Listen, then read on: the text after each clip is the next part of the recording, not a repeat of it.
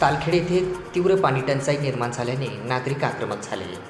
त्यांनी आज सोमवार दिनांक 8 एप्रिल रोजी दुपारी 2 वाजता त्यांनी तहसीलदार यांना निवेदन देऊन पाण्याची व्यवस्था करण्याची मागणी केली आहे.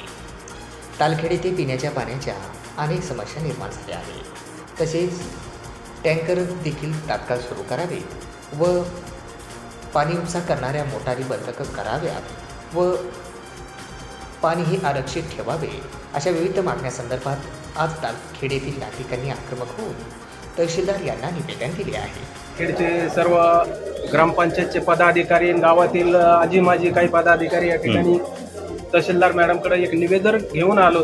सध्या तीव्र अशी पाणी टंचाई आमच्याकडे भेडसावती आहे आणि त्या अनुषंगाने आम्हाला पाणी पुरवठा करणारी पुंगणी या ठिकाणाहून पाईपलाईन आहे, परंतु ते शिंदफणा पात्रात असल्या कारणानं शिंदफण्याचं पात्र या ठिकाणी आता जवळजवळ कोरडं पडत आलंय. काही ठिकाणी पाणी आहे, परंतु हे पाणी पिण्यासाठी आरक्षित केलेलं असतानाही त्या ठिकाणी काही शेतकरी आपल्या वैयक्तिक मोटर टाकून पाण्याचा उपसा करीत आहेत.